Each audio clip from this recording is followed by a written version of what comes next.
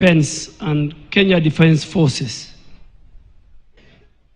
And as a person who worked very closely with General Ogolla as a Vice Chief of Defense Forces and as the Chief of Defense Forces, personally, I have lost a brother. I have lost a colleague. I have lost a member of the Defense Council. I have lost a general who has put the security, the sovereignty, and territorial integrity of our country. His family will confess, Your Excellency, that even Christmas and New Year, General Ogolla could sacrifice and tell me, let's go and visit our troops in deep operations. Those outside the country, we were in Kismayu, we were in deep hostile areas. He was a man who was committed to his work. He was a man, because the office of the Minister and the Vice Chief of Defense Forces are the closest officers, Your Excellency. I work with all the Vice Chief of Defense Forces and the Chief of Defense Forces. He was a man of discipline and honor.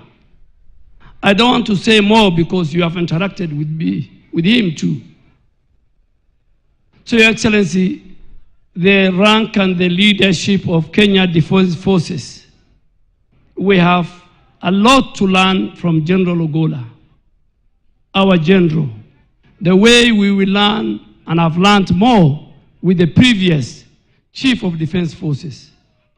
We want to assure you that we will leave the legacy and the dreams of General Ogolla for the safety of our nation, be it in the air, land, and the sea.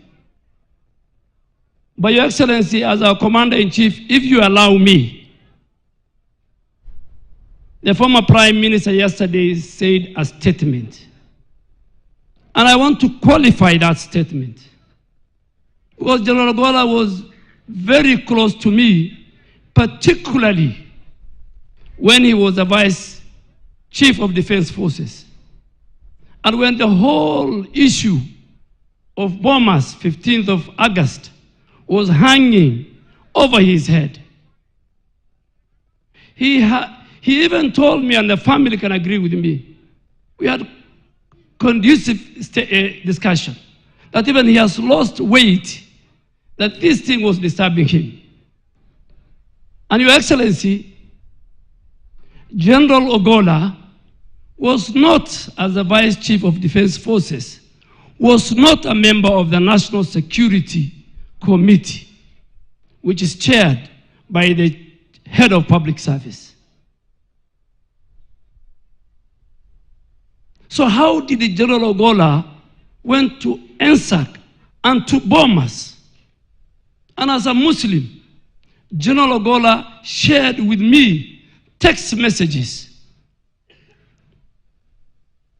of his superiors and members of the National Security Committee then.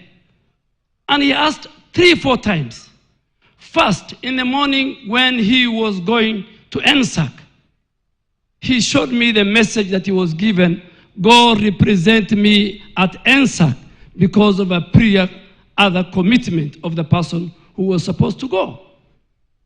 When he went to NSAC, General Ogolla, and a direction was given to him with the other colleagues, with a leader, him as a member, to go to bomb us.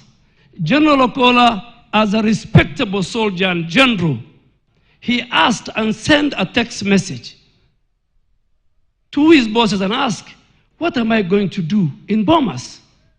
And this has happened.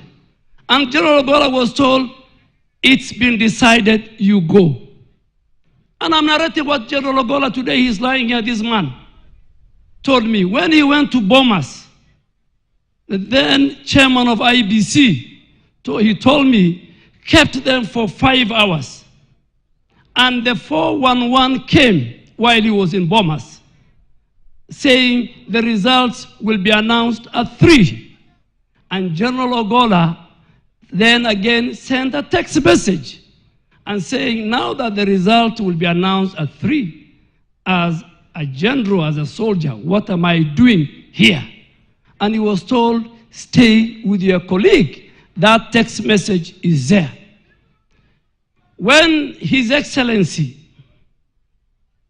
yesterday said, I had a one-to-one with the General Ogolla, he gave me permission to have one-on-one discussion with the General Ogolla on a Monday from 7 to 9:30 p.m.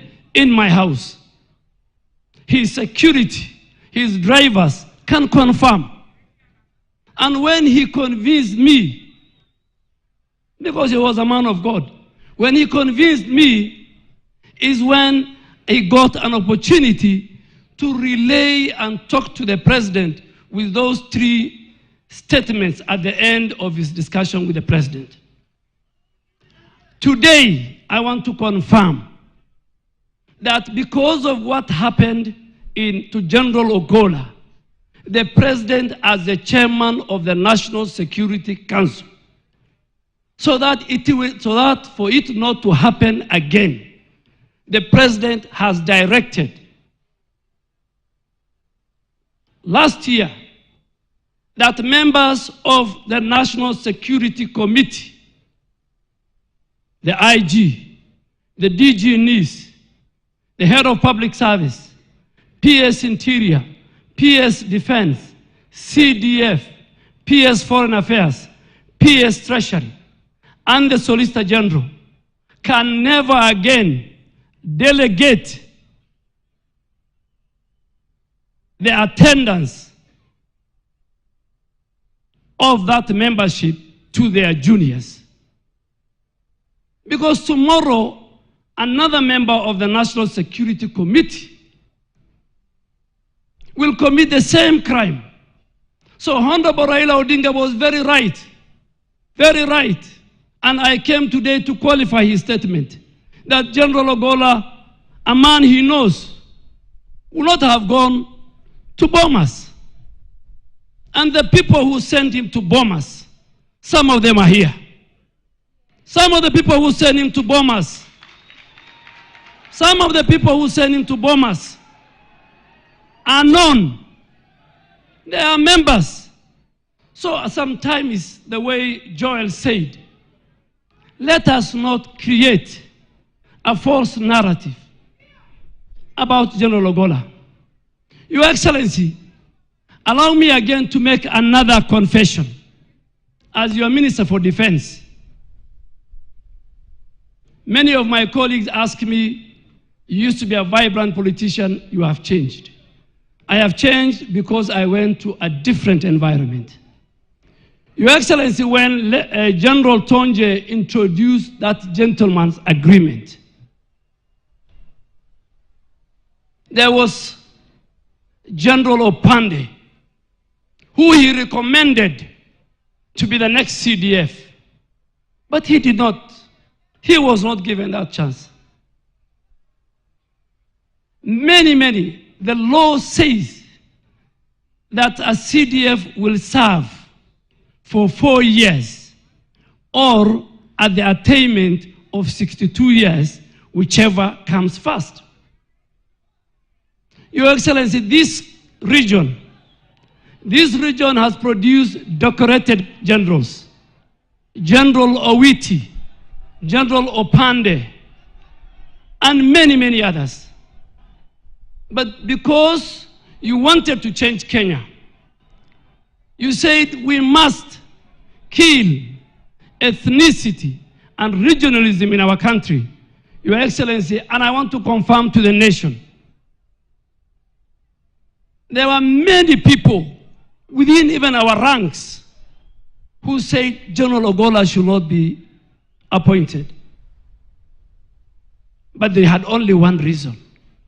Very unfortunate.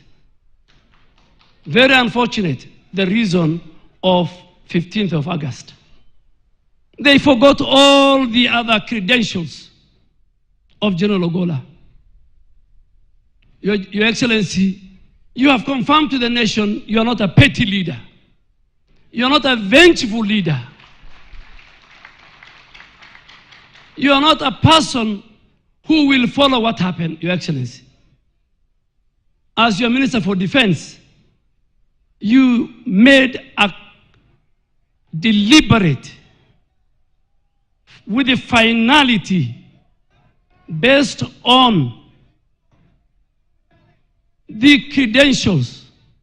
He was a smart general. He was one of our finest F-15 jet fighter. He has trained everybody here, including the current Air Force commander. He was a man of humility. He could walk to my office and to all the offices. I could walk to his office. Your Excellency, one day he came to me and asked me in the holy month of Ramadan, Minister, can I fast with you for 7 days?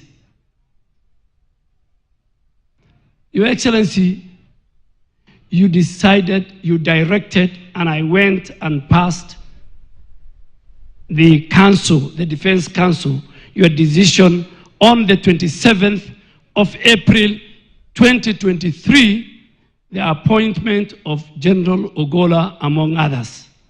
And on 28th, you saw him as your next CDF. He died, you saw him on 28th of April 2023. He died on the 18th of April 2024, 10 days before he made to 1 year. He had good plans, Your Excellency, for the 15th of May this year of our graduation. And he told you the reforms he will introduce, and you will see it, because our team is here. Your Excellency, you'll go into the annals of history as a person who appointed not only General Ogolla, not only Raymond Omolo, not only many Kenyans to key security positions, including myself, without regard to ethnicity, to the region they come from, and to how their communities voted in last election. Your Excellency, you will be the one that will make sure that Kenya will be a country that everybody and every community will be proud of. With those many remarks, Your Excellency, let me take this opportunity